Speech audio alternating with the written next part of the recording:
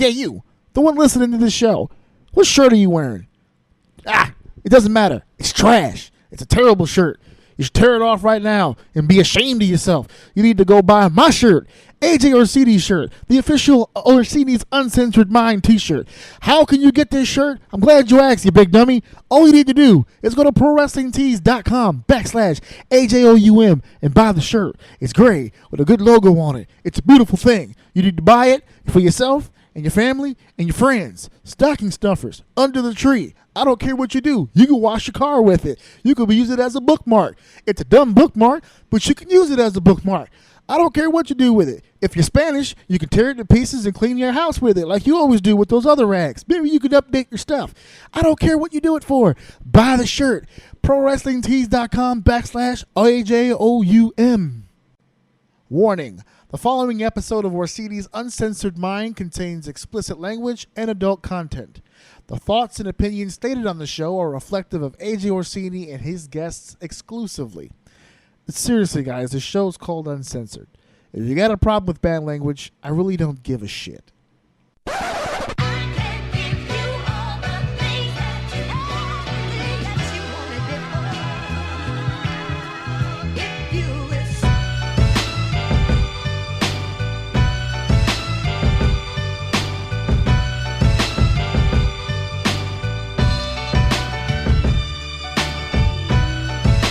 Welcome to Orsini's Uncensored Mind, and now your host, AJ Orsini.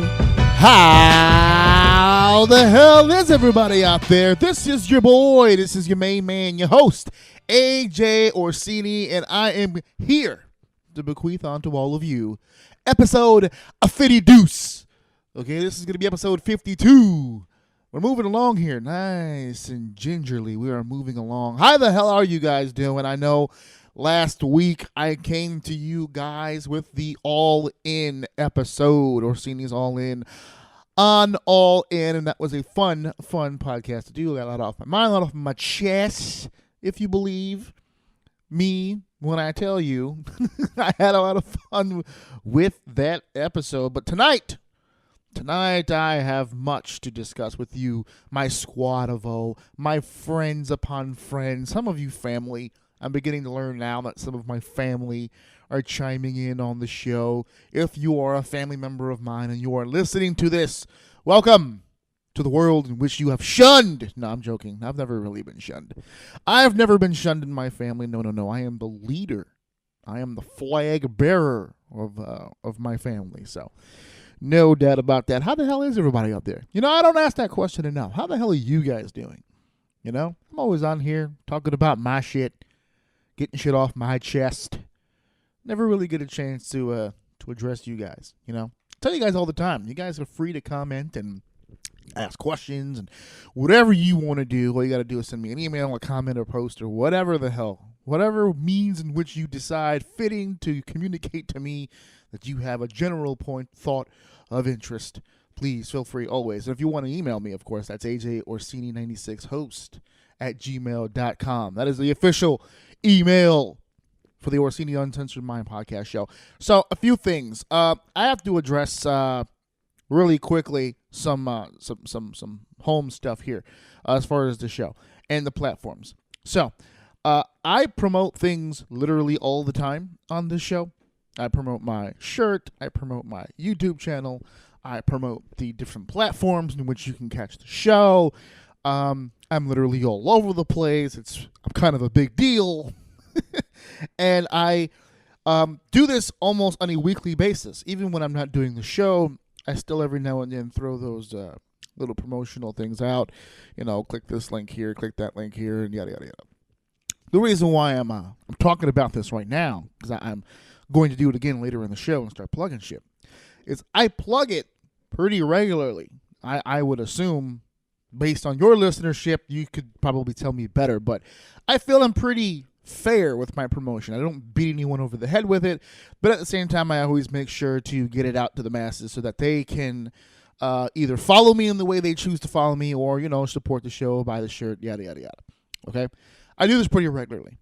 And yet still, I get messages, I get comments, I run into people on the street, and they will ask me questions that I mention pretty regularly, both on the show and my social media. So again, what are the things I have to address? The shirt. People ask me, where can I get the shirt? I say this pretty regularly, and I will say it again.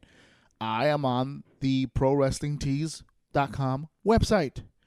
When you guys were watching All In and you saw all those superstars' names come up on the screen, all those superstars that all have Pro Wrestling Tee stores, you may have missed my name. I was on that list. It's in the it's right at the bottom, right when it says and so many more. I'm in the so many more category. That's where I am.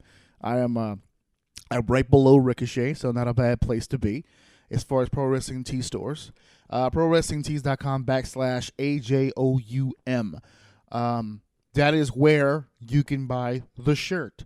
I will be doing very soon. I have to get I have to get some things together first, but I'm actually going to be doing in celebration, if you will, in celebration of the Evolution show coming up at the Nassau Coliseum in late October, in which I will be attending. In celebration of said show, and we're going to be talking about that show a little later on here in this episode, and some of the things will be nice, some of the things will not be so nice, but that's later. In celebration of the Evolution show, there has been an idea here to do a contest. I've decided to do a contest. I have not decided yet on how that contest will happen or even when it will start. But we're going to be doing T-shirt giveaways. I'm going to be giving away shirts just to get you guys cladded up, and as a nice little thank you to some of the fans out there who've been supporting me. And you can feel free to wear that shirt anywhere. There's no legal place to wear an Orsini's Uncensored Mind shirt as of yet. Hopefully my local government will receive my emails and act accordingly. But as of right now, it is not a legally binding attire to wear anywhere. But if you want to wear it to wrestling shows, if you want to wear it to sporting events, if you want to wear it to brunch with your grandmother, all of those options are very good. I would especially go forward with the brunch with grandmother. There's nothing that says I love grandma more than an Orsini's Uncensored Mind t-shirt. So if you guys purchase those t-shirts and wear them wherever you'd like, of course, tag me to them. Let the show know you're rocking it out in public and it's not in your closet. If you want to buy it and put it in your closet, that's cool. Just let me know what's in the closet. If anything, just take a picture of the closet, then you can tag me in that. And then you can point like one of those animated arrows pointing to the closet. It doesn't even need to be like open. You can close the doors in the closet, put one of those animated arrows, and say somewhere within the depths of this closet is an Orsini's Uncensored Mind t-shirt. And I will pretty much share that because at this point I don't really care what you do with the shirt. Just support the show and go ahead and get the shirt. But as I said, as a thank you to some of the fans out there who have liked the page, share the shit, yada yada yada, I will be doing some sort of a contest for a free shirt giveaway. I have not decided how just yet, but as soon as I do, you will be the first to know. Absolutely. And I do want to take this time to thank you guys. Approaching 2,000 downloads, over 50.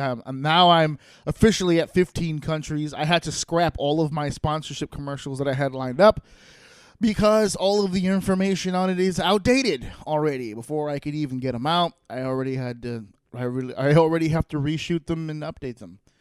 So that's a good sign. That's a good thing. That's a good problem to have. So I want to thank you guys for supporting the show and doing everything what you guys have done for me. The words cannot be found. The humbleness is overflowing within me. So thank you guys very much for everything you've done for the show. If you are listening to the show, by the way, on the Podbean app or the website, ajoursinny.podbean.com, you will realize that that is a good way to listen because that's where all the episodes do upload at 9 p.m. at Wednesday, or at least at 9-ish. If you're a fan of the show, you realize it's very rarely at 9. It's either usually like right after 9:30 or just before. It usually revolves around whatever shit I'm doing at the time. Wednesdays for the next few weeks, for the next few months, are going to be tough because I have classes and stuff. All of my classes seemingly are on Wednesday. Will that deter me? Will that change my schedule up? Hell's to the no. I run this show the way I run this show. But if Podbean is an issue for you, and sometimes it can be, I don't work for Podbean. I don't care if you listen to Podbean or not, because I am on other platforms, iTunes, Spotify, Google Play Music. There's a lot of options there. All you need to do to find every option available to you, instead of just hearing me list them off, is heading over to Google and Googling Orsini's Uncensored Mind, and you will find all the platforms, a few of my social media stuff. I'm kind of if you Google me on the Google, you will find a bunch of my shit. More of my podcast shit than my wrestling shit. Probably find none of my wrestling shit at this point. It's probably all podcast shit, since I've become a much bigger item of value since the podcast than when I was wrestling, not wrestling, in the wrestling business. Which, by the way, I have to address that. I'll address that later, because there's this overwhelming sense from people that I'm somehow out of the business. I'm not entirely sure if that's true, but we will discuss that again later. A lot to get to here today. But like I said, other platforms, gave you the T-shirt, the YouTube channel. I'm going to plug that one too, because I keep, for some reason, getting asked about that. Hey, do you have a YouTube channel? You should really put your shit on YouTube. Guys, YouTube is kind of an obvious one. Podcast or regular TV show or movie, it just seems like everybody has a YouTube channel, so I don't know why people assume that I would not. Maybe it's just harder for them to find. So if you go to youtube.com/ajorsini host, all my shit comes up. Now, what type of shit? Interviews, ring announcing shit that I've done, clips from the show, extra content from the show that didn't make the episode, exclusive shit. I got a lot of content on there so far, and there's going to be more coming down the road. Speaking of down the road, I have a lot of big guests that are going to be coming on the show soon. I don't know if you guys know, but there's some big shows coming up in the Northeast coming up. And I'm looking to grab some talent from those shows and hop them on. Let's talk some shit. So that's all the stuff going down with the show, taking care of a little bit of some maintenance stuff. But there's a lot of wrestling shit to get to. This will be wrestling heavy. I feel like I have to give that disclaimer every time. Sometimes I like to dabble around, do different topics. But there just seemed to be so much going on. And I want to start off with a topic that really hit home with me a few weeks ago, and I got so excited. I got so hyped. As I just said a little while ago, I've already purchased the tickets. This was a thing that I got hyped for, and I know for a fact a lot of people in my circle got hyped for, but for some oddball reason, can't really put a finger on it. Sarcasm. The interest is waning. And the anticipation is waning, and that's not a good thing. And it's not just from me; it's from a bunch of different people. Because I'm not losing interest, or it's not waning because I don't believe the people involved won't deliver. I believe they will. I just don't like the way things are being handled. And the topic I am referring to is, of course, WWE Evolution. Now, before I move forward, yes, I will be discussing some things from the WWE, but there are some things on an independent pro wrestling level that I also have to discuss. So, WWE Evolution was announced, what was it, a week or two after the SummerSlam pay-per-view. I guess it was a good time for them as far as getting that announcement out to the most amount of people possible. You know, the SummerSlam crowd is a good time to go out there and grab that interest early, which is a good plan. If your plan is to continue that momentum and push forward and make it a big deal, because you made it sound like a big deal, you made it sound like it was historic, you made it sound like it was a priority for you, and then almost immediately after the announcement was made, every single ball was dropped. This no longer feels like a big deal. This no longer feels like a big show. This no longer feels like a historic event. Nothing attached to this show. Their follow-up to all of this has been a complete and unmitigated failure. They have done almost zero to get the fan involved. They're going based solely on the idea. And this is an all-women's pay-per-view, and almost literally everything after that just seems to be taking a back seat. They made the announcement that this was going to be taking place, and they made that announcement right after SummerSlam, which is about August, definitely in August, because it's September now. So this announcement was made in August for a show in October. And the problem is they have a September show. They have Hell in a Cell, right? Which we're going to be talking about also tonight. They have Hell in a Cell. And then after that, they're going to be turning right in to another pay-per-view and then another pay-per-view. There's no time. There's no distance between these things anymore. They're so dead set on putting all these shows together. They have the Super Show that they're promoting for Melbourne, Australia. Okay? And in the middle of all this is this supposed historic pay-per-view. And I cannot for the life of me figure out why everything is so smushed together. Okay? Why is everything so smushed together? You came out, you announced the Evolution pay-per-view first. Before you even did anything involving Hell in a Cell, before you even did anything involving the Super Show, the first thing you felt was the tallest order here was the Evolution pay-per-view. And now it's been smushed with all this other shit to the point where I don't really think anyone's really aware anymore that this pay-per-view is even taking place. How many people are genuinely saying to themselves, I can't wait till October 24th? Where are all these people? It was like that. It was like that when it was announced. 28th Evolution Sunday, October 28th. Where when it was announced, the internet exploded. It was people solely against this idea, and then there were people just absolutely for it. And what? Hell in a Cell comes out is gonna be September 16th. It's this Sunday. Okay? Then we have the Super Show in Melbourne, Australia, October 6th. And then we have the Evolution pay-per-view October 28th. So you announce this big historic show in Evolution, but then they immediately begin promotion for the other two shows. Now, I understand you have to promote your events. But what was really and this is just me, I'm sorry, this is just me spitballing here, but what was the point of announcing Evolution so early if you were going to focus on literally everything else but? Alexa Bliss is the only one that I can recall shooting promos on it. Of course, because she's got Trish, and I'm sure Trish wants to promote the match as heavy as they can. And I was for it. Listen, there's been a lot of stuff, a lot of moves that Evolution has made so far that I was kind of for. Okay, the Mae Young Classic is going to have their finals on this pay-per-view. All right, for those of you who haven't seen the Classic, I won't spoil it for you, but the tournament's already been taped. So we have our matchup for Evolution. I will not spoil it for you, but that match has been set, so that's one. All right, you feel free to go onto the network and check out the Classic tournament, and you'll see who's in the finals there. We have Alexa Bliss versus Trish Stratus, and we have Lita versus Mickie James, which leaves 4 open slots. The UK Women's Championship match, which we now know who the UK Women's Champion is. Again, I won't spoil it. The NXT Women's Championship match, and of course the Raw and the SmackDown Championship match at Evolution. Okay, and I was for, as this thing started progressing, I was for it. First of all, it's in New York, it's in Long Island. I can get to it. It's pretty cool. This is going to be a fun time for me. When they announced that the UK Women's Championship will be on the line in the Mae Young Classic final, I thought, cool, because at first I thought maybe just the 2 main roster championships and then a bunch of meaningless matches, but that won't be the case. There's at least 4 championships on the line in a tournament final. That's very interesting shit. Okay, I'm for that. As we started unfolding, Alexa Bliss versus Trish Stratus was the first match that was announced. I was iffy. I didn't know how. I knew old talent would come back. I wasn't sure how they would be used.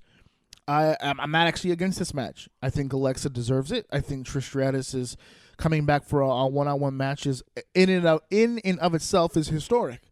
She hasn't done it since retirement. She had a 6-person tag. She's been in a Royal Rumble. She hasn't had a singles match in a very long time. So this is nice. This is good. You start to roll off into a different area when you gave me Lita versus Mickie James. Now I have a problem. Because again, this pay-per-view was called Evolution. We're supposed to be getting away from what the older class did. We're not supposed to be veering closer and closer back to the old guard here. We're supposed to be showcasing the new talent. Okay? So far, with 3 matches that are set, again, one I won't spoil because it's a tournament final, at least that match has 2 new faces. But the 2 singles matches that have, it's 1 new girl and then 3 of the old guard. Now, I know Mickey's a current superstar, and that's why I'm sure that's how they're spinning this to make it sense. But it doesn't make sense. Lita and Mickey was the retirement match. Mickey retired Lita. So now you're going to rematch that. And you only have about 4 other spots left. I'm sure you can squeeze in a multi-person match somewhere in here just to get chicks on the card. But again, that goes against the whole idea of this. Why are we doing multi-person matches? Why isn't the best you have available to you on this card? Okay, we have multiple slots open here that we can fit people in. And we've just been veering in the wrong direction. Trish was kind of stretching it, but it's one-on-one. There's an obvious answer to this matchup, Bliss and Stratus. If it goes the other way, it just was pointless. But Bliss beating Stratus is literally the only way this goes.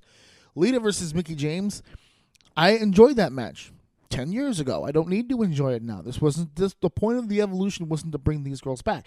And then it snowballed from there. Now the Bellas are back for whatever reason. And you would think, well, it's a better version of the Bellas, right? I mean, they're better wrestlers now than before and blah, blah, blah, blah, blah, blah. And then they wrestle in a tag match and literally take a dump on everything that the Women's Evolution has literally been about for the last 2 or 3 years. That one match set the whole Evolution back almost 4 years. The number's going to keep getting bigger as I explain it. It's going to keep getting bigger. The Bellas now involved in this. Ronda Rousey being the champion was supposed to be a big draw here. You've built 0 opponents for her. She has no opponent for nothing. Who do you put in front of Ronda Rousey at this point? Who's got a shot? That's why I laughed when I did it. I did it last week when I spoke about this Ronda Rousey thing. Actually, the last few weeks about people. She hasn't earned it. She hasn't paid her dues. She is miles above literally anybody on this roster. Okay, it was a far reach to see her challenge for the championship. Who do you feed to this woman on this pay-per-view? Who do you put? Because if Ronda Rousey is going to be a big draw for this pay-per-view, she's going to be a big draw, right? Who's the challenger? Who is she competing against? Who's going to be up there with her and draw this audience? Who on Raw? A Bliss rematch, maybe, but you got Bliss against Trish. What, you got to bring Nia Jax? You're going to bring Nia Jax out of off of injured reserve, put her back in there with Ronda? They had a pretty dope match. Ronda almost broke Steph's arm again. We're going to see Ronda and Steph. The rumor, of course, Nikki Bella versus Ronda. That's going to fucking put asses in seats. Come on, guys. Come on. They all, judging by the booking they've done so far, they've already written themselves in holes. As a matter of fact, Lita versus Mickie James, I would have thought the smarter match here, would have actually been Ronda and Mickie. Because after the display that Ronda and Alexa put on at SummerSlam, it's been exposed to the idea that Ronda needs a particular type of performer to work with. And while it's fun watching her ragdoll Alicia Fox around, that's not exactly a competitive situation. Mickie would have provided, in my opinion, a competitive edge. Mickie would have come across as legitimate, at least as a contender. But you've got her against Lita. Again, another... And then the ball kept rolling from there. Not just the Bellas returning, but now we have people of the old guard here chiming in back and forth with the current stars of the WWE concerning its past. Because Charlotte made a comment a few weeks ago that you're to Carmella. You're right before leading up to SummerSlam. You're a diva living in a woman's era, and all of the former diva era members all stood up to defend their era. And to which I would like to counter with, no fucking, you have 0 fucking argument. You're going to lose that argument against the women's division every fucking day of the week. All right? The bra and panty matches, the jello mold matches, the pudding matches, all that other garbage. I'm sorry. That is what set it back, not what helped it stand up till today. The women's division of today is the best women's division there has literally ever been.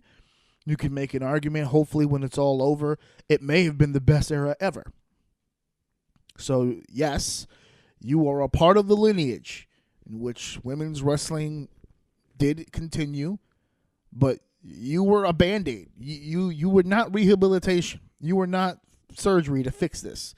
You were a Band-Aid until the real talent showed up and were able to fix this entire situation. So Maria Kanellis can sit her ass down and relax and take care of her family, and hopefully when you come back, you can hit the Performance Center and learn to do what these women do so you can compete. Otherwise, you could just stay the valet and not worry about women's wrestling. Okay? That's what you were. You were a valet. You weren't much of a competitor. You had very few matches, and for the few matches you did have, you were immediately vacated from it.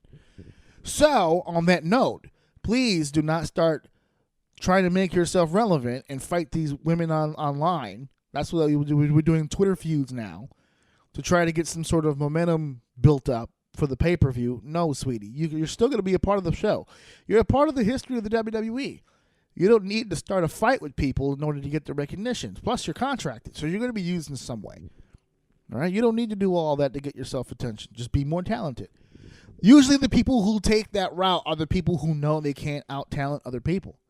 So they take shortcuts. They take other roads to try to get noticed out there. The talented ones never have to worry about that. That's what the Twitter shit is about. Twitter feuds, Facebook feuds, social media feuds. That's what that's about. Because they can't do it in the ring. So they got to convince people outside of it that they're a big deal. All right, so that's how that's going to go there. You need to take several seats, please, and let these women do what they do. So I'm very concerned about this pay-per-view. Very concerned. I'm not worried about the tickets. The tickets will sell as we get closer. I have the distinct feeling after October 6th, after we get done with the Super Show, we're going to have a lot of time to really push this pay-per-view. I'm going to start seeing a lot of the guys take some bet seats and letting these women do what they got to do. Becky and Charlotte right now is their hottest program, and it's not even on the fucking show. It's going on Hell in a Cell. So maybe the return match? I don't know. Is that a spoiler now? Because Hell in a Cell takes place September 16th. So in order for it to be on the Evolution show, hey, fuck finish? Is that what we're doing? Because a lot of people are anticipating Becky winning that championship at Evolution. Not Hell in a Cell. So, spoiler alert, maybe, perhaps. We will see how that goes. But I got more on my plate besides this WWE Evolution. I've got concerns, and I will get back to those concerns at a later date. But there really was no need to announce it that fast. If you weren't, it didn't make sense to me to say, hey guys, we're doing the first ever women's pay-per-view, yay! But before we get to that, here are these two other shows that we feel are way more important right now, and they're coming up first. Let's talk about them for the next few weeks. And then, after a month of you wondering what the hell is going on, then with the last 3 weeks left leading up to the pay-per-view, we're just going to ram all the promotional shit down your throat. Yeah, that's not going to work. That is not going to work. So we will see about that. But one of those shows we got coming up here, it's so funny because this next thing that I'm going to talk about is eating up a lot of real estate in and of itself. It's getting more talk than the Evolution show, and this is the one that's overseas. I'm talking about the Super Showdown. Okay, I haven't really talked much about this show, and for good reason, because much like I didn't talk much about Saudi Arabia, this is just it's a glorified network special house show. Some guy got some money together and basically rented out the most expensive party group you can rent out. Speaking of which, I remember being a part of wrestling companies that did birthday shows and private events and stuff, and they used to catch a lot of shit from other people. And here's the WWE now basically making millions of dollars doing the same shit. And so there you go. Take the good with the bad. But the card has already been announced pretty much for that Super Show. Charlotte Flair and Becky Lynch have already been announced for that show. I don't know why, considering they're at Hell in a Cell. That way, you know why they're doing that? So they can take the best program they have in the women's division and have you completely fucking burnt out by it by the time it reaches the one show it's supposed to be on. That's a good idea, folks. But anyway, Charlotte and Becky for the SmackDown Women's Championship. Asuka and Naomi versus the Iconics. What a waste of time the Iconics have been since their call up. I said it when they were in NXT. I didn't get them then. I don't get them now. No clue. But anyway, The New Day will defend the SmackDown Tag Team Championship against The Bar. Cedric Alexander will be defending his championship against Buddy Murphy in his home country. That could spell disaster for Cedric. I see them doing something really awesome for the hometown crowd where Buddy Murphy there. That could spell trouble there. That might be a surprise change. I'm calling that one now. AJ Styles defending the WWE Championship against Samoa Joe, Ronda Rousey, and the Bellas in 6-woman tag match against the Riot Squad. There's also a 6-man tag match. The Shield against Braun Strowman and his Dogs of War, Dolph Ziggler and Drew McIntyre. Bryan and Miz, and the winner of that match will determine the number 1 contender for the WWE Championship. There's a lot going on with that match. They got the Hell in a Cell mixed tag, and then there's one in the Super Show. That one will become the number 1 contender to the WWE Championship. The fact that both of these men are in this match is huge. For one, that would mean that Daniel Bryan is looking, or they're looking to use Daniel Bryan back in a top spot, or looking for The Miz to be back in a top spot. Either way, that's great news for either one of those guys. I don't really give a shit who wins that. I'd love to see either one of them, both if possible, be pushed up to the upper card here. And either one of them will be facing either Styles or Joe at some point. And either way, all 4 of those guys I think are going to make magic, so it's good. The odd pairing obviously would be Miz and Joe, but you know what? In all honesty, the way Miz has been talking, the way Joe's been performing, holy shit, that would be great. That would actually be great. I just want to see the promos against him. Right now, Miz is on a roll. This is the hottest he's ever been. Daniel's still got some catching up to do, but right now, Miz, I think Miz and Styles would be good too. Oh man, what a promo that would be. Jesus. You got John Cena and Bobby Lashley versus Kevin Owens and Elias, because why not? And of course the main event. Now, let's talk about this main event, shall we? There's a lot of fucking chatter going on right now in the world of professional wrestling and its fan base. The Undertaker, the Dead Man, the Phenom, all those cool nicknames against the cerebral assassin, the game, the King of Kings, Triple H. They're calling it for the last time. Now, does anyone here genuinely believe this is the last time? Of course not. We didn't buy it when they called it an end of an era. We didn't buy it when the streak was on the line all those times ago. We don't buy it. But for entertainment purposes, the match in and of itself is still a dope match. It's The Undertaker versus Triple H. 2 older, past their prime performers. Even Hunter. Hunter's in great shape. Hunter can move, but he ain't the performer he was all those years ago. He isn't. You can't be. Father Time always wins. He's undefeated. All right? But I will go with Shawn Michaels' assessment. Triple H has a lot more in the tank than Taker does. The fact that Taker still takes a breath is astonishing to me. The fact that this guy can walk is astonishing to me. This guy has done so much damage to his body. He has sacrificed so much in his life. For him to even be able to get to grasp oxygen into himself is amazing to me. And these two are going to go at it one more time. Now, again, in and of itself, dope match. But they have done promo after promo. They're bringing legends back to talk about this matchup. Shawn Michaels returned to the ring to shoot a promo on this. This has been talked about like it's the biggest fucking thing ever of all time. I'm more hyped for this match at a show that I'm not even going to be attending than Hell in a Cell. There's nothing really happening at Hell in a Cell other than 2 forced Hell in a Cell matches. Now they've got Mick Foley thrown into one. And they basically threw away another between Jeff Hardy and Randy Orton. Zero reason for Jeff Hardy and Randy Orton to be inside of a cell. None. Other than the fact that Jeff Hardy has been very vocal, even before his return to WWE, that the one match he never got a chance to have is Hell in a Cell, and he would love and would literally do anything to have it. More on that later. I'm more hyped for this match than just about anything. And the reason for that is because they're not shooting script promos. They're talking from the heart. They're telling a story like pro wrestlers do. They're bringing up the history, the lineage, what happened before, what's happening now, what's going to happen at Melbourne, Australia. They're speaking with passion. They're speaking from the heart, not from the mind, not from the written words of some asshole who just joined the team about 3 weeks ago. These are two competitors, Taker and Triple H, who are going at it, and they're talking about it. It's a fight. They're not going to go in there and wrestle. They're not going to exchange holds. One is looking to destroy the other. That's a very simple fucking formula that has worked for forever. I don't know why that's so hard to recreate. I don't know why that's so hard to understand. It's a very simple process.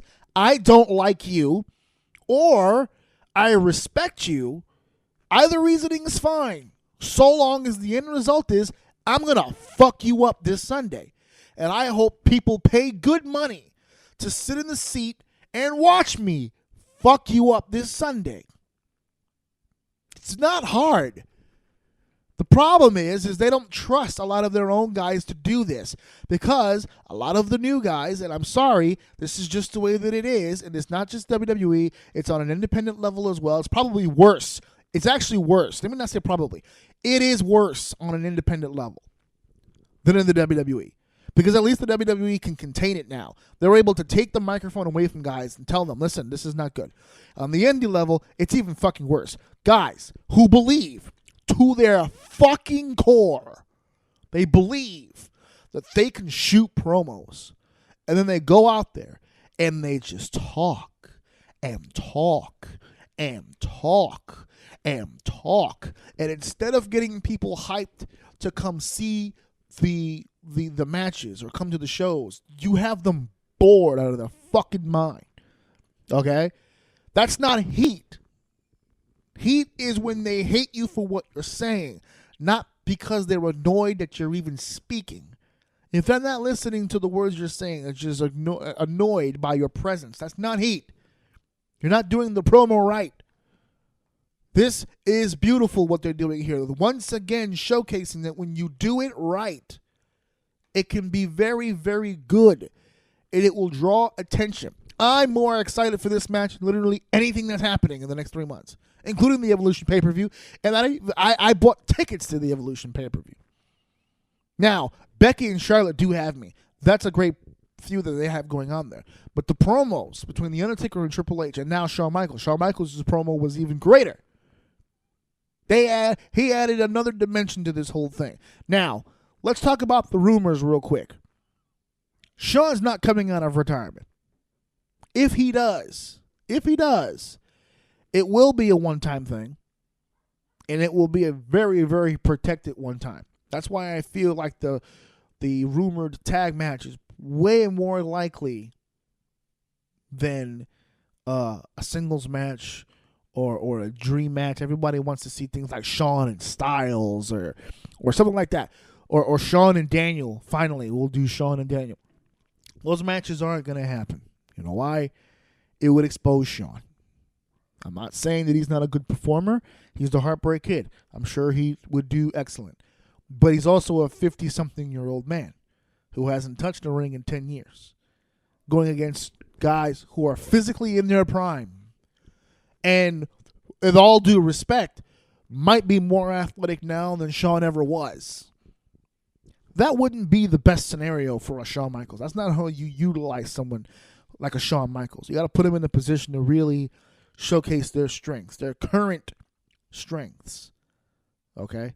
And that's not how you would do that. So that would be immediately bad idea. Okay? So this promo is going on with Taker and Triple H. I love it. This is going to be a great show, a great match. Let me not say great show. All of these shows, all the matches on this shit are rematches. It may be like two new matches, Asuka and Naomi, and then the Cedric and Buddy is like a new match. But everything else here, it's all rematches, just like Saudi Arabia was. That's why I never really got too into it. But Taker and Triple H, I want to see where it goes, just because I know that's not the end of it. That's not the end of it. Last time, my ass. There's more to come. It's just a matter of how that match ends and where we head from there.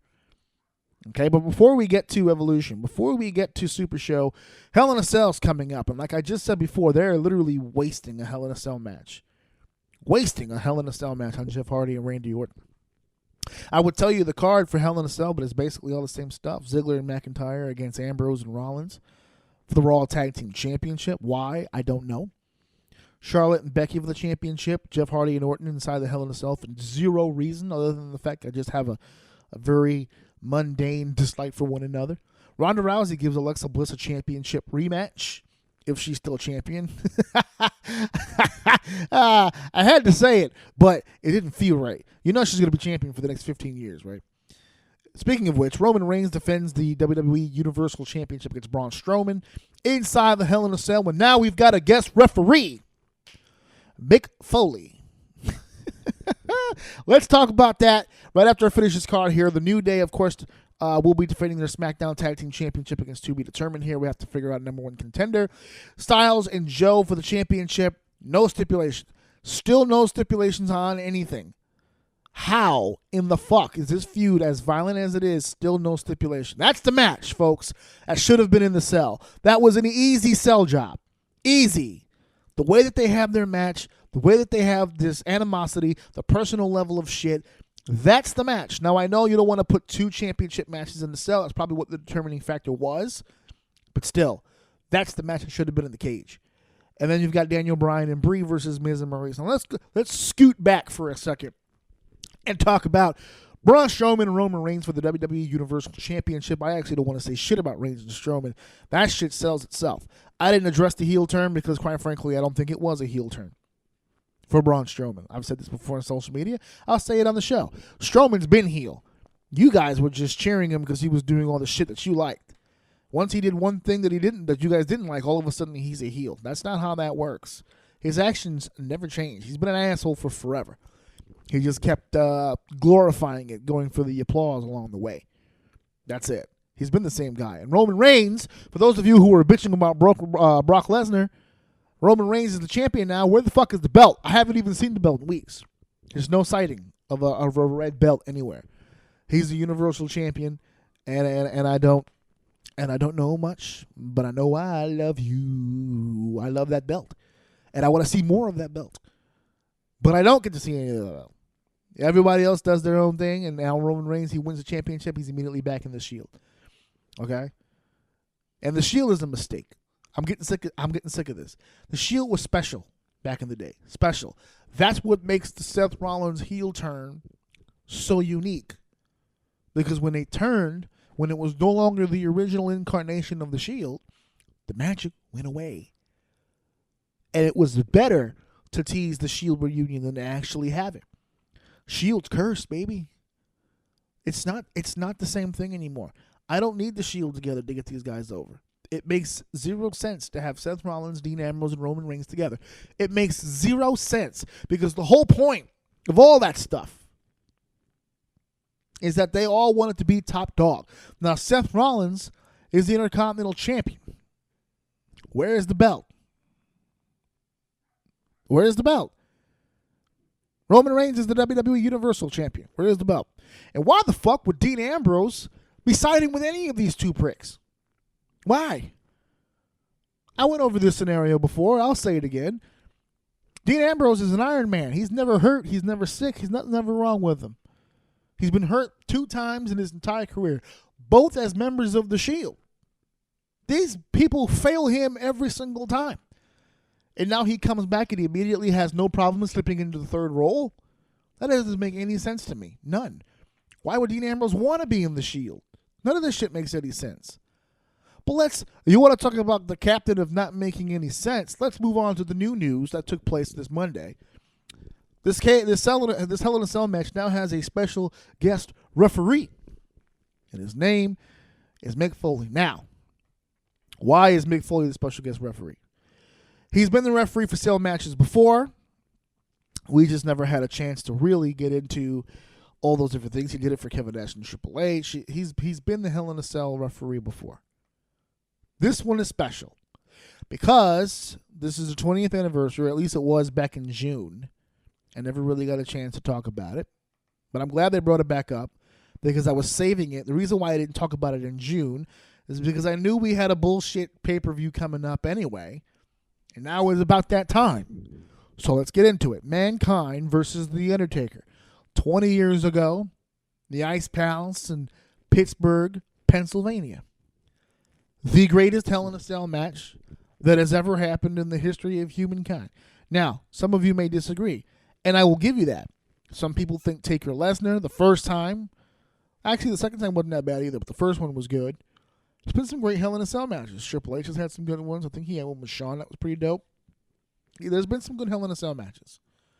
But none will rival the violence.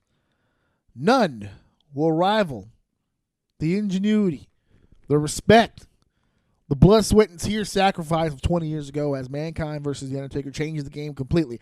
Because to me, and I didn't think this at the time, but as an adult now, as someone who's dabbled in the business, I can tell you that match was the barometer.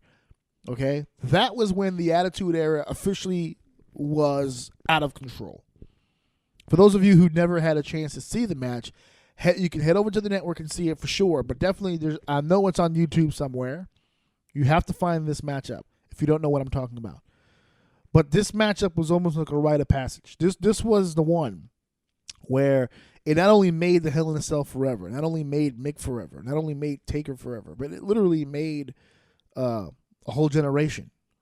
Because up until that point, the Attitude Era was sexuality, vulgarity, violence. That's what the Attitude Era was. It's the reason why people fantasize about it today. People still jerk off to the idea of the Attitude Era because of things like that. Those were the things. No handcuffs. Fuck the censors. Just go out there, say what you're going to say, do what you're going to do, get over. That was it. That was the mission statement. So Mick wanted to have the kind of match that would be remembered forever. It was the second Hell in a Cell match of all time. Taker and Shawn had the first one, a Bad Blood 2000. Bad Blood 1997. That's October 5th, 1997. And they had a 45-minute classic. But that's Shawn. Shawn can go. Mick can't do the things that Shawn does. So he had to come out with something else and do the things that he did. And he took damage after damage after damage. Thrown off the cell, thrown through the cell, tombstone non-tax, hit with steps, all kinds of shit. It was brutal. It was violent. And to be honest with you, it was fucking great. It was fucking great. I loved every second of it. And let me tell you a quick personal story about that particular match. All right, this was 1998. This was King of the Ring 1998. I was staying in my grandmother's house here in New York. She lived in Manhattan for that summer. I was doing a summer program, and I needed to stay somewhere close by, which was my grandmother. She lived literally across the street. So I was in my grandmother's, and my grandmother hates pro wrestling. Hates it. Hates the WWE. Hates everything about it. And so I begged and I pleaded because I watch all the pay-per-views, and I tape all the pay-per-views. So I was asking, I was begging, I was pleading, please, I will pay you the money. Because I was working. That's the program I was doing. I was working. I was making a stipend. I will give you the money for the show. Just let me order it. Let me record it. And I need to see this one. Okay, fine. She caves. So I get to watch the show.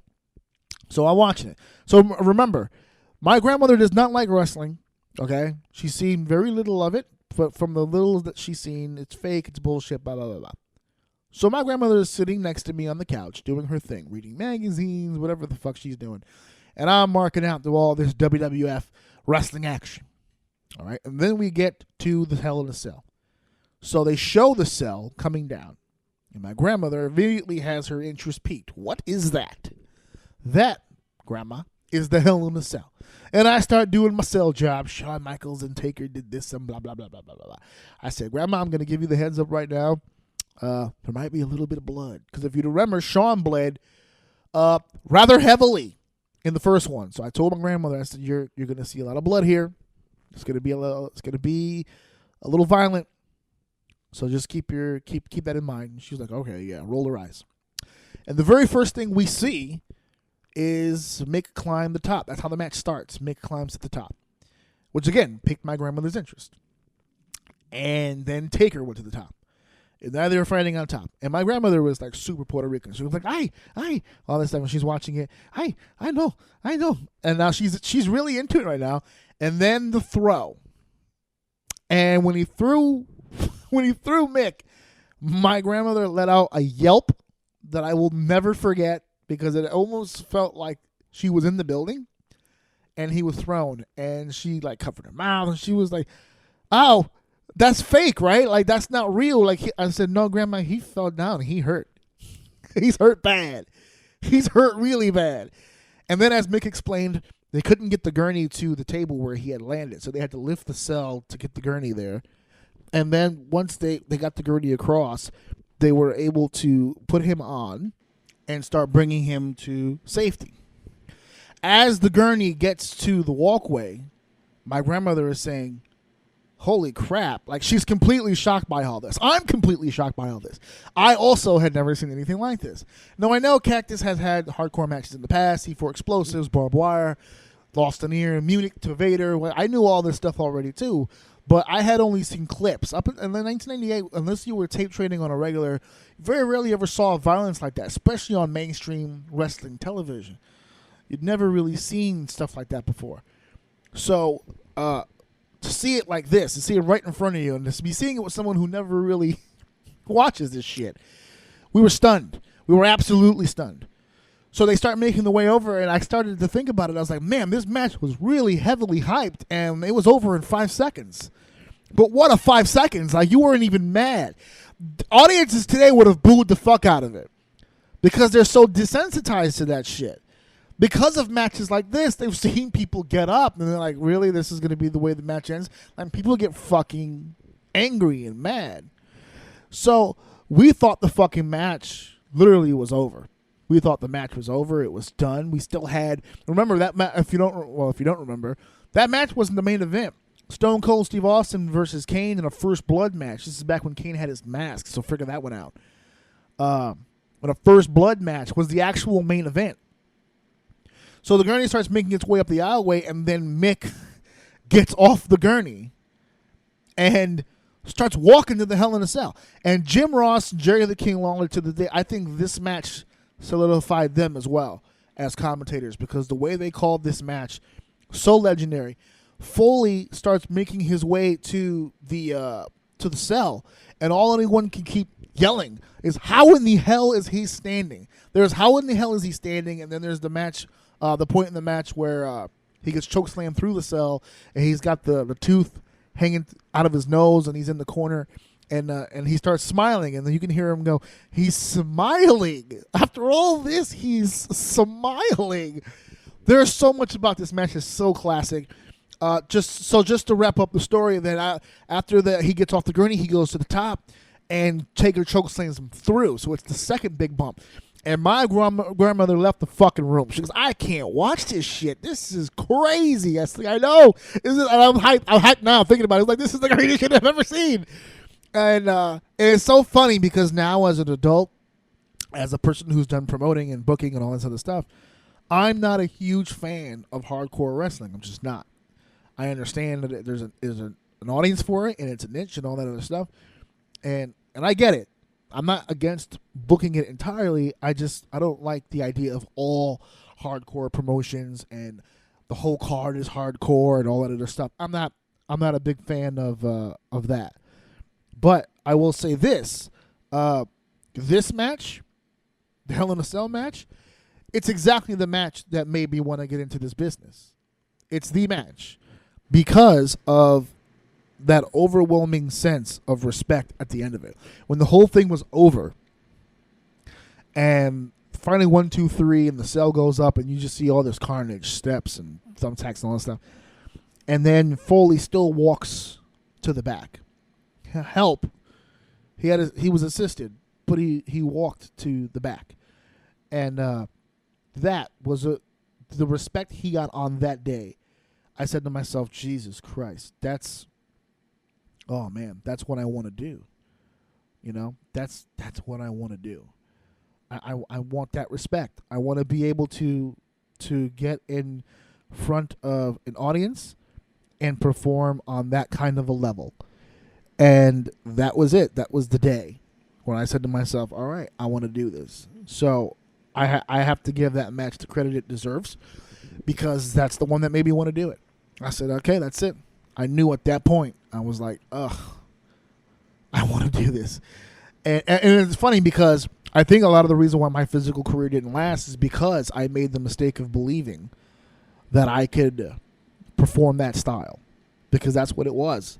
A lot of it, well, it wasn't like hardcore stuff. I wasn't really big on fire and tables and ladders and all that stuff. Like I used them because everyone did it at that point. Everyone after Hell in a Cell came TLC, so like everything was just violent. Like the most violent match you can have was the best match.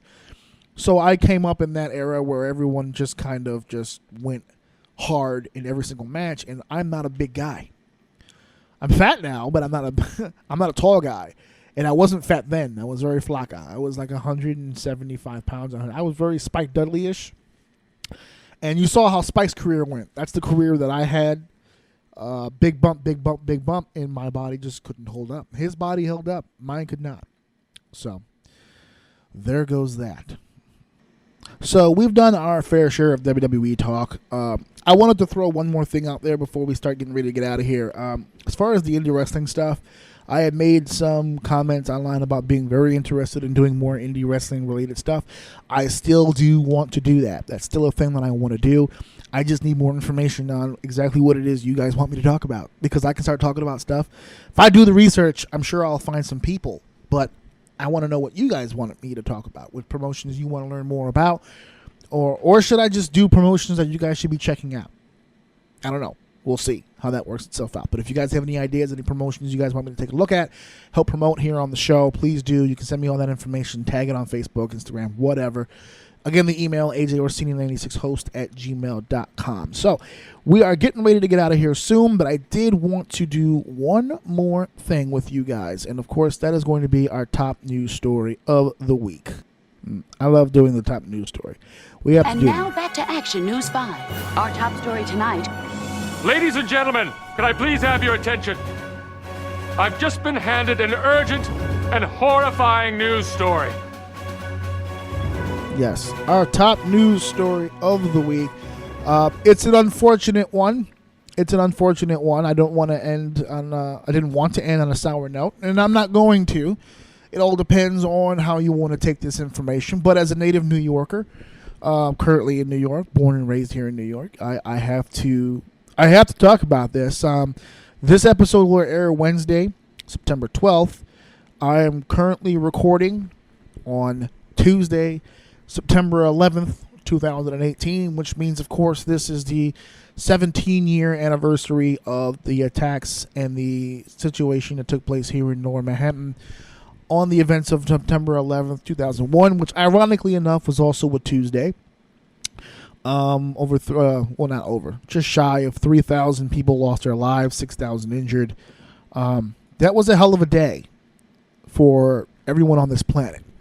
And I'm from New York, but unfortunately, and I say unfortunately because I always spent my life wishing that I was, because I really wanted to be around my people, my families, my friends during this time of tragedy.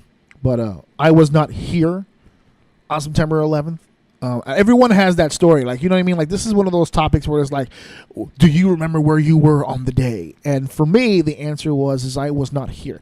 Not on September 11th, anyway. What had happened was I was here September 10th. I was here September 10th. And I was working here, but I had some time off. And I was getting ready to hop on a bus to go see my father. My father lived in, well, he still does, but he lived in Maine, which is all the way up at the top of the East Coast here. And so I hopped on a Greyhound bus to go to Maine September 10th. So I was not here the morning of September 11th. But I was awoken because that's my story. What happened was I hopped on a bus to go to Maine to go see my father, and one of my coworkers, he was going to help me out. He was going to do me a solid. This was 2001, so I didn't really have. I was 17, 18. Yeah, I was 18, and I had not yet opened a bank account, so I was still getting physical checks. And what happened was, a coworker of mine was going to go get my check for me. It was already set up. Every day, I had to sign some papers or whatever. And the building was downtown right by World Trade. It wasn't in World Trade. It was right near it. There's a lot of business offices down there for those of you who've never really been to that area before. A lot of business, a lot of companies, and for us, it was just picking up our checks. We didn't work there. We worked in a different section of Manhattan. But he was going to pick up my check for me, and of course, the checks were going to be doled out the morning of Tuesday, September 11th. So I hopped on the bus, and I went to Maine. And I got there super late. I got there, I don't know, like 9, 10 o'clock. It's late for bus travel for me anyway. And then I went to sleep late because I got there and, time to turn up. AJ's in the house. You know what that means. We're going crazy. Pull the booze out. Pull the recreationals out. Let's go. Let's have some fun. And that's what we did. Not with my dad, obviously, but that would have been weird.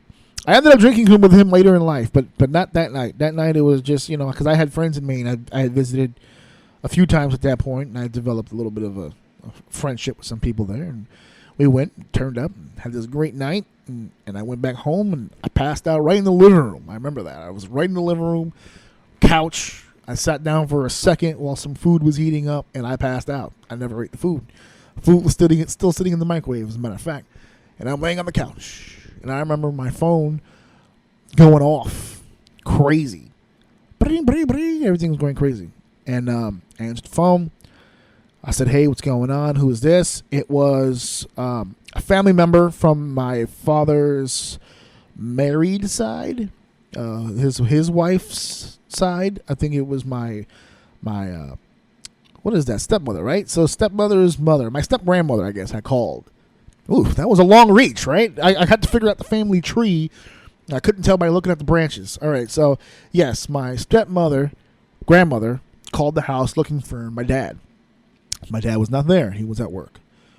So I had answered the phone. She goes, is this Anthony? I said, yeah, it's Anthony. And she said, is your father home? I said, no, he's at work. He said, wait, you're answering the phone. You're in the house? You're here? You're in Maine? I said, yes, I'm in Maine. I'm here.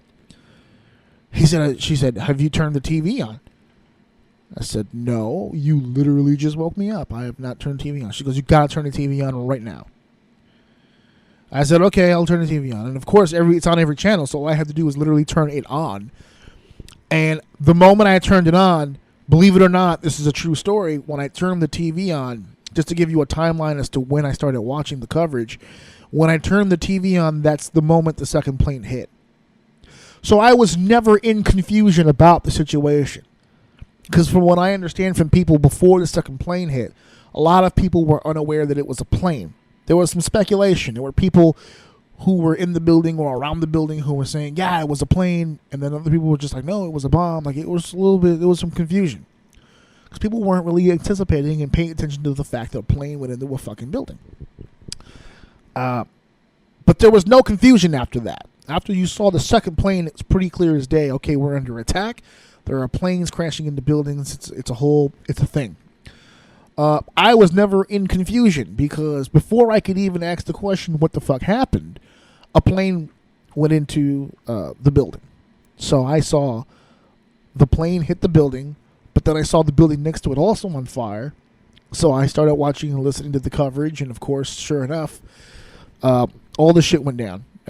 One plane went into the North Tower, one plane went into the South Tower, one plane went into Washington, the Pentagon, and then the plane that crashed in Pennsylvania. And the whole time, like, unless you lived through this at the moment, there's probably people. There shouldn't be anybody listening to this podcast who is younger than 17.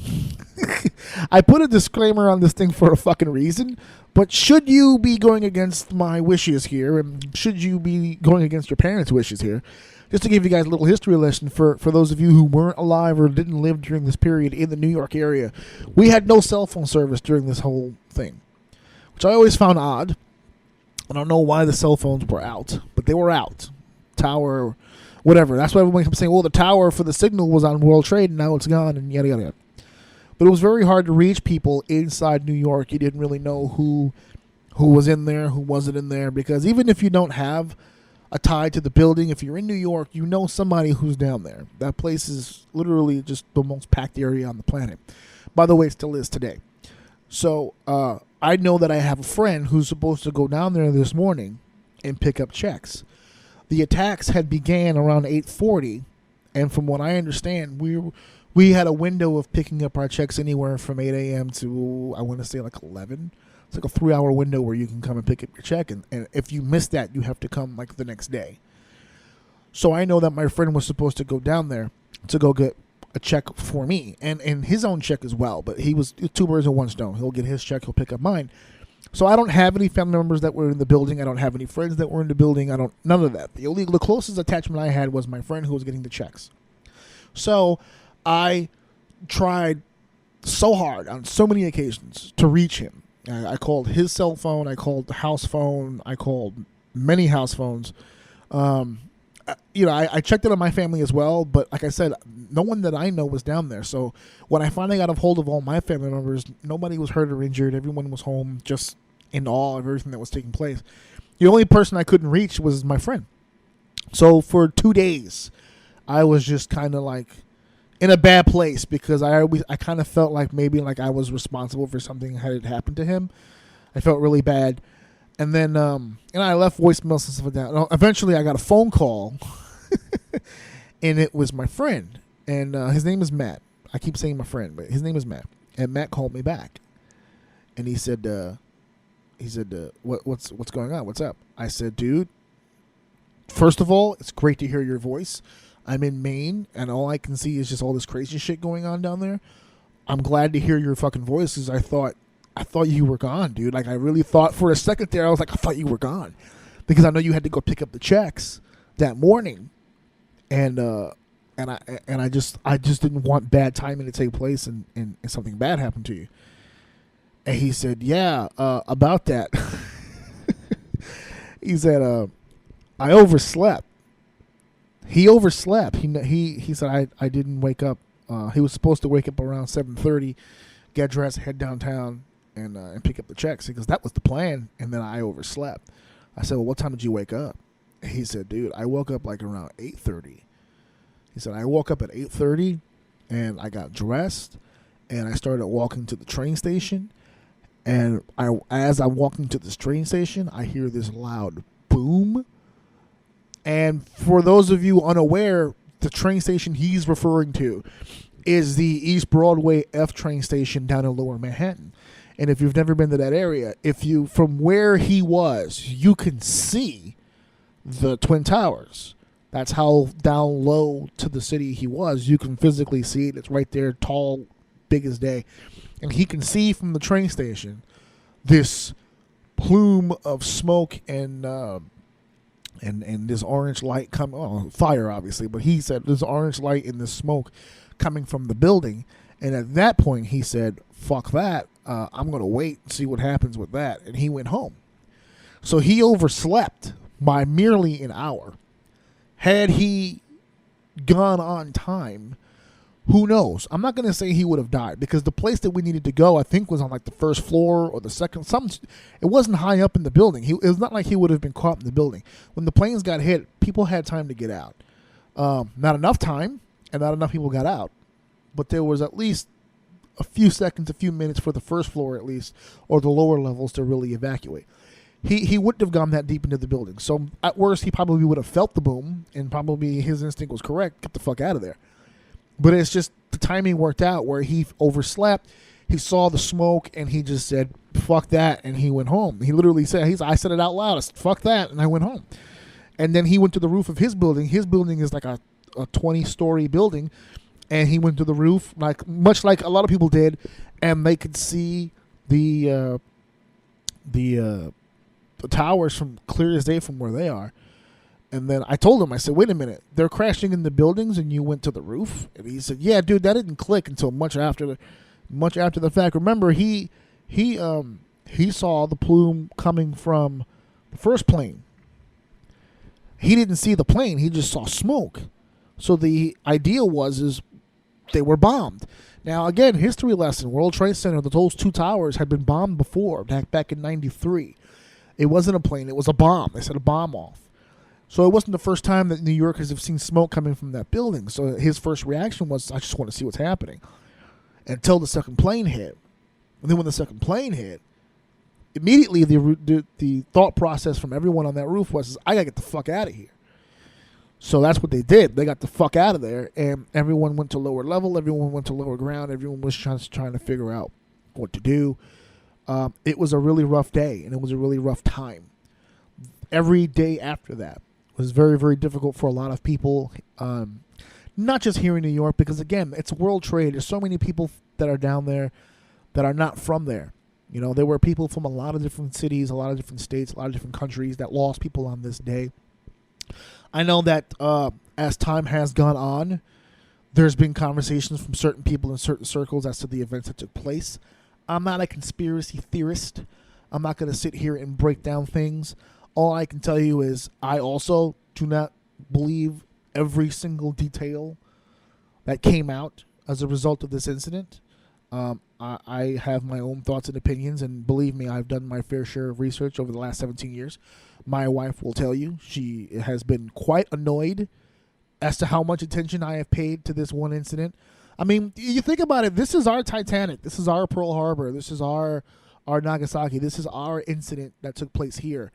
And it always made sense to me that you want to get as much information as you can out of that, so that if it happens again, and let's face it, you know that it will. Because after Titanic, after Nagasaki, after Pearl Harbor, you thought to yourself, well, it can't possibly get worse than this. And then you get a 9/11. So there's always going to be situations in human history where these situations will take place. So my thought process is, I want to learn about as much of the situation as I possibly can, so that hopefully when it happens again, I'm going to be ready for it. You know, and normally, like for us in our generation, when you read situations and tragedies that take place, you read them in history books, and you feel for it on a humanity basis. You're saying to yourself, it must have sucked being those gentlemen on the ships in Pearl Harbor who couldn't get out. You know, it must have sucked to have this happen or sucked to have that happen, and on a human level, you can identify. But 9/11 is the one that happened for this generation where you had eyes on it. This is happening in real time. This isn't history. This isn't something you're being told that you have to force yourself to feel. This is happening before you, and it shook a lot of people. To this day, I think there's a lot of people who saw this, who experienced this, who still feel traumatic episodes about it, PTSD symptoms from it. All the first responders who died as a result of being the first ones in there and helping and giving their lives. This incident, this day, was the day that I realized that not my fear, but my hatred of cops. Because when I was a kid, I've told the story before. As an adult now, I don't. But as a child, I hated cops. I hated the police. I hated everything about them. They used to fuck with me. They used to fuck with my friends. I just hated them. You know, a lot of the drugs that were in my neighborhood when I was growing up came from the fucking cops. You know, I had friends whose drug dealers were cops and would come in uniform, in cars, to deliver their shit, and would pick it up and carry conversation. Like, it wasn't a love-hate relationship with police. It was a hate. But this incident changed a lot of that for me, because no matter how upset I can get at a police officer for something that he did, I always have in the back of my mind now this other police officer that saw a 110-story building on fire. And while everyone was coming down, while every instinct in your body tells you to run away, while everything that a human being is supposed to think in this situation, they have to think the opposite. They have to go up in a burning building. And there's a lot of men and women who did, who went into this building and said, even if it means I don't go home, I'm going to make sure this complete stranger gets out. That's something I'll never be able to forget. That's something that will stick with me for the rest of my life. That's why you never hear me have these conversations on my show about the police. This is why I have a complication when it comes to arguing about the Colin Kaepernick situation, because I can understand why he's protesting, because there are cops out here that do that. But I also have in my mind, I also have in my heart, there are a bunch of cops that don't. So I am very selective when I go after people. I'm very selective when I choose my targets on my hatred or my uncomfortability with something. I don't just throw a blanket statement out and say stupid shit like cops are terrible, because it's not true. I've had cops fuck with me. I have had cops protect me. And this incident, 9/11, was the one that showed me that the most. So You could take this incident as a positive. You could take it as a negative. I know some people lost family members. That's why this is not the time or the place for me to start getting into my opinions and thoughts on the topic. Because quite frankly, on a day like today, they're irrelevant. The situation happened. People lost their lives. We move forward. So for those of you out there who lost family members, who lost people very close to you during this event, my humblest condolences to all of you. For those of you who lost friends and family, I hope, and I don't normally use this word, but in situations like this, I do pray that a situation like that never happens again, not just here in New York, but literally everywhere. But who am I kidding? We're humans, and this is the type of shit humans do. So all I can say is that take the situation for what it is, learn the best you can from it, try to prevent it from happening, and do the best. The one thing about 9/11 I think everyone remembers the most and holds on to the truest is the fact that when the chips were down, when this country was on its knees, we rallied together and rose back up together.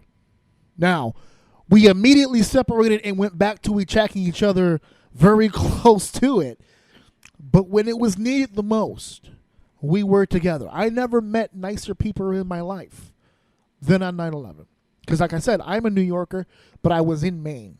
So for some oddball reason, my father, who's also from New York, we were treated with the utmost respect by everybody around us, and they were trying to console us, and it was almost like we were there.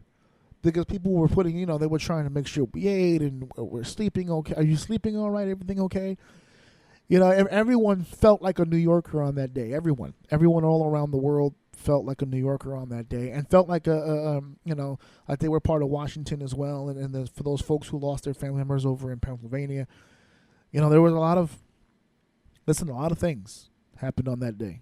17 years ago, I can't even believe that it was 17 years ago. It still feels like it just happened like a year ago. It's still so fresh, and now I know what it's like for the story to happen in front of you, because now I've got to explain this to my son. My son has no idea about any of this. He's 3. He's going to be 4.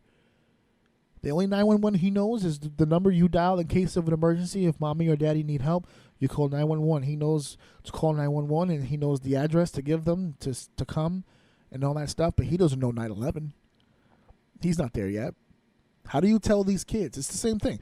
When they had Pearl Harbor, like, how do you tell kids who have no idea, no concept of what that means?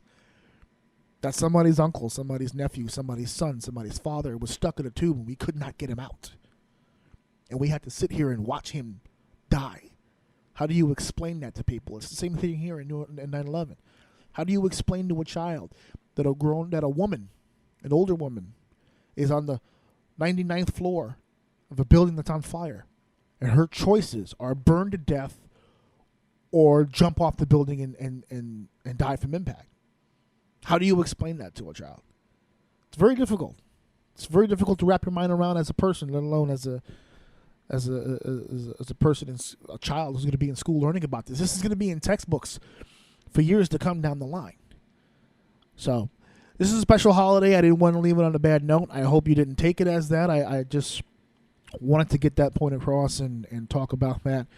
And hopefully you guys will take today in remembrance of, I know today is going to be the 12th when you finally get this, but still, there shouldn't really be a day where we're forgetting about this. We should always remember. We don't have to keep jamming it down people's throats, because there are some people, to be honest with you, and I don't want to get hyped about this because I've had this conversation, but if I lost my father in 9/11, the last thing I want every fucking year is for you people to keep reminding me that I lost him. It's very fucking painful to lose family members, and this whole remembrance thing every fucking year kind of drags that out. So be respectful about it. If you're going to be remembering, remember the events, remember the lives of the loved ones who were lost and how they lived and the legacies they left behind. I see now as I'm recording it, somebody was flipping channels and they're doing the reading of the names, and I see all these children who are reading the names, and I do believe these are the children of the people who passed away, who were probably babies when it happened. Some of these kids looked exactly like that, like teens, and take this day for what it is, and hug your family and pray that this day never comes back again, that we never have to do this again. So thank you guys for listening. Thank you guys for downloading. Thank you guys for sharing. And, of course, thank you guys for enjoying. We will see you guys next week. At my house. Listen to my daddy so. Or see the extra line.